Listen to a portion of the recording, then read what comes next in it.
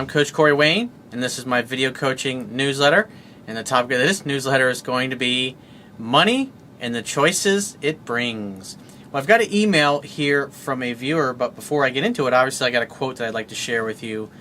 But I thought what was interesting about this viewer's email is that he came from a family who had money, and his parents actually came from a family that didn't have money, so they're self-made. And so the interesting thing is that he gets nice cars, he gets a nice salary from property that he owns, obviously probably part of, maybe his family bought it for him, or he's got a trust fund that he receives an income out of. And so he's got a different perspective in life because he's got choices that obviously that money brings, but he also has to deal with his family who all basically have their opinion of who they think he should become.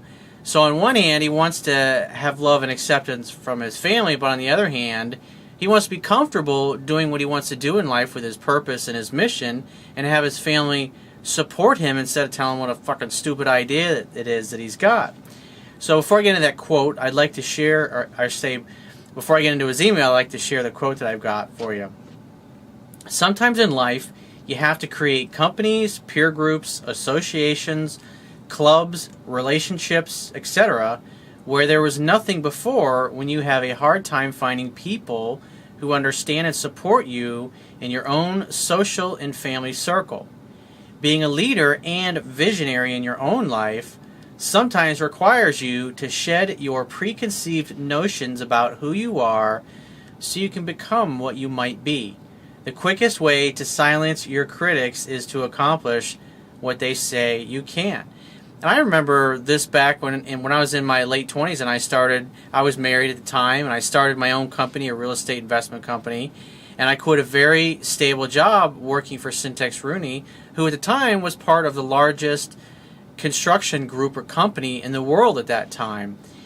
And after a year of working for them, and that was kind of like my 5th or 6th year in construction management at that point, I felt that I knew enough about the construction industry, and I knew how to build at that point and manage projects. Obviously, the biggest project that I worked on was a $150 million project at Disney World.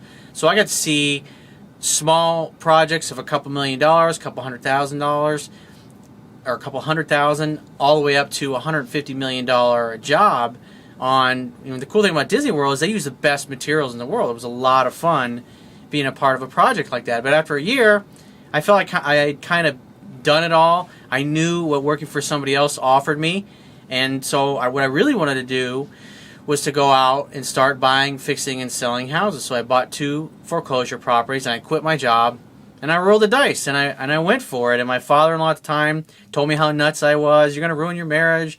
You're going to end up filing bankruptcy. You're going to lose everything. My dad, same thing. And it's like, no, I had like one person that I worked with out of all the 40, 50 people on the job site that I work with and at the Disney World project when I worked for Rooney still.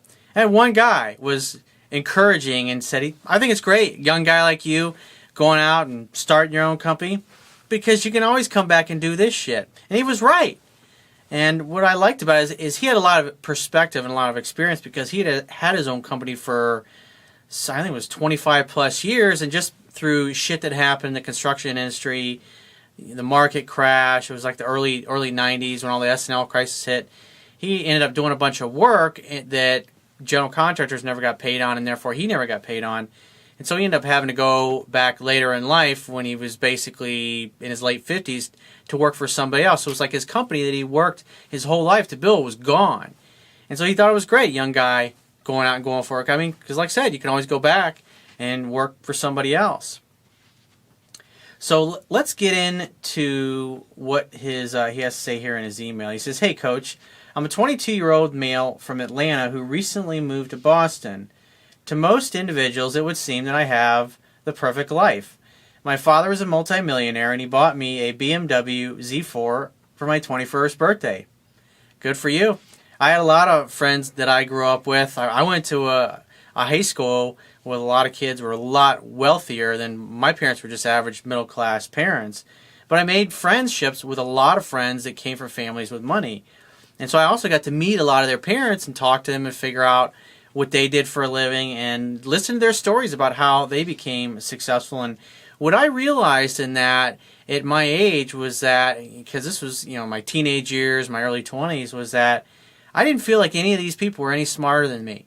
I didn't feel like they had a leg up, because up until that point, like when I was young, I figured, oh, celebrities and rich people that inherited their money, that's how you get to be rich. I really didn't know that much about it, and I didn't have a lot of my friends or family, especially the neighborhood I grew up in, knew anybody that had any money. And so when my parents sent me to, it was one of the best things they ever did, was sent me to a private school. I got to go to school with a lot of other kids that came from wealthy families, and I got to know all of them. I watched lots of them get Porsches or brand new Corvettes, BMWs, nice cars. Their parents would go away and leave them to run amok in their 6, 7, 8,000 square foot homes. Of course, we'd always have really kick-ass parties there because it was totally unsupervised. It was a really great experience. It was part of what started me in the journey of self-help, because I realized that, you know what, these people aren't any smarter than me, and if they can do it, I can do it. I mean, deep down, I believe that I eventually could figure out a way. And so he says, I personally don't have a job, but I made about $120,000 from apartments that I own last year. Although I enjoy nice things such as my car, I have come to know that material wealth is overrated. Money will, that's what I found when I first started making my first 6 figures back when I was in my 20s. First year or two was awesome. You get to travel or walk into a Rolex store and say, hey, $7,000 for that watch? No fucking problem. I'll take that Submariner. Just put it right in the car, piece of cake. Flip a house or two, easily cover the cost of that. And so it wasn't a big deal. But money doesn't give you choices, but it gives you, or I say money doesn't give you happiness, it gives you choices. It gives you the ability to experience the kind of things, the lifestyle that the average person only basically dreams about.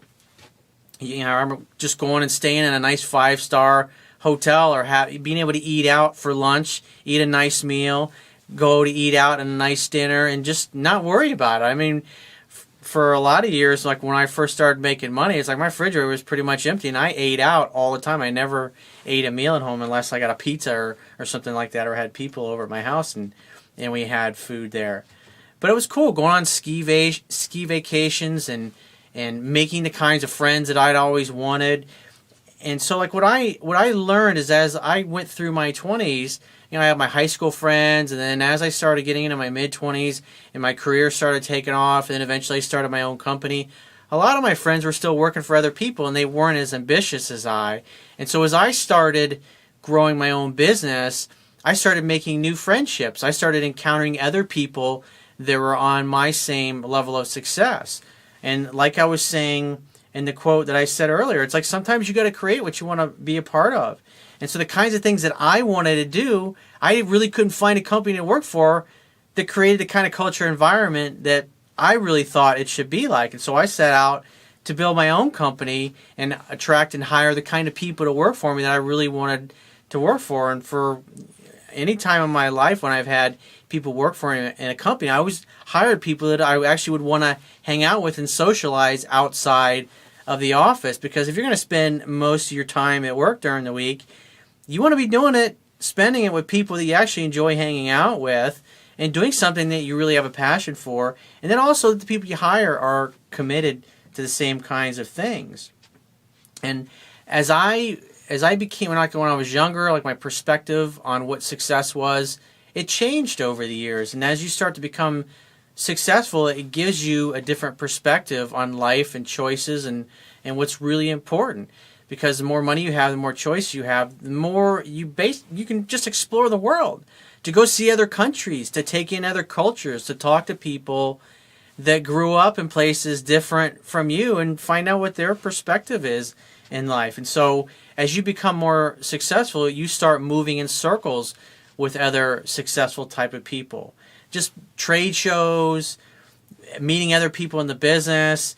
It's just like account executives coming into our office from companies that we were selling their loan products, things of that nature, or companies that say did home warranties would come in. So you're just there's always an influx of people, and that's what's fun about building a company, is that you not only do you attract people to come work for you, but there's other companies and services, account executives, and people that will come and service your business. And so you're constantly, it's like your social circle is always moving. It's always in circulation. There's always a party. There's always a trade show. There's always a, hey, I got tickets. We got box seats for the Magic game or the Heat game or the Tampa Bay Bucks game or the Miami Dolphins game. Won't you come to my skybox and we could talk about advertising? And so you meet really successful people that are making the kind of money that you are. And unfortunately, the double-edged sword about that is a lot of times some of the friends that you may have grown up with, it's like, or as you change companies or career, they kind of tend to fall by the wayside, and that's just part of life. But the cool thing is the more freedom you have in your life, the more you get to fill your life up with the kind of people and places and things that you want, that are your choice. He says, so after he said that he enjoys the nice things in life, such as his car, he knows that material wealth is overrated. He says, I also think that my dad can be a complete jackass. He makes jokes about anyone who has a blue-collar life or isn't wealthy. And, when I was younger, when you first start making money, you can't help but think, hey, I'm the shit. I'm pretty awesome. But what's beautiful about life is life tends to bring you, as they say, pride come before the fall. And so in life, I found numerous times when things are going great, something would happen, the market would shift, or just something, a key person would leave, or a competitor would open up a product, or a bank who offered us a great line of products would no longer offer them, and so we would be able to get as many people financed. And so it's like from like 1 month and next, your income could vary by $50,000 or $100,000. And it's like, so 1 month you might make $150,000, the next month you might lose $50,000, and that's just kind of the way it was. And so you got to learn to become really good at managing your emotional state when you grow a business, and especially as market influences have an impact on it. But it's, usually when somebody gets a little cocky and they get a little full of themselves, they get humbled. I was talking with a good buddy of mine who I've known from talking about high school buddies, and one of the things he was saying, we were reflecting on all the people that have suffered so much over the past few years that were connected to the mortgage and real estate business, and he said, oh, how the mighty have fallen. And it really does. It humbles people, but it's a good thing. It kind of takes off your rough edges, and next time around, you appreciate it a lot more, and you're a little bit nicer to people. So he says, my entire family on my mom and dad's side disapproved of my decision not to attend law school after graduating college a few months ago. Well, good for you for deciding that your heart wasn't in it. The worst thing you do is go and waste all your fucking parents' money, because law school ain't cheap. He says, I have no desire to practice law. I want to open my own furniture store in the suburbs of Boston. I would also like to travel the world and learn other languages, as I am already fluent in Korean. Go fucking do all of that, dude. You're young. You got no attachments. You ain't married. Get the fuck out of there and go see the world, dude. You're making $120,000 a year. Go do it. There's lots of people, and I'm sure plenty of them that are watching this video going, dude, I wish I was that fucking guy. I wish I had that kind of opportunity. He says, my father thinks that I have crazy ideas, and my mother's family has limiting beliefs about what can be done.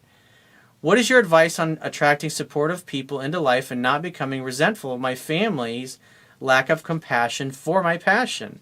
Most of friends and women in my life have a hard time relating to my point of view, and sometimes they say I'm being a spoiled rich kid. Well, like I said, the best thing that you can do is go out and succeed in spite of them. And that's why it's so important that you do something that you really have a passion for. Because in doing that, you'll meet other people that have similar passions, especially if you decide to take some of the income that you're making, your passive income from real estate, and put it into, say, starting some kind of a business. So I've done some other articles on finding your purpose, but if you'd like to delve further into the subject of helping me figure out your purpose and help you put together a life plan that you can execute so you can attract more of these kinds of people into your life and build your ideal lifestyle, then go to my website, click the products tab at the top of your screen, and follow the instructions for booking a paid phone session. And I will talk to you soon.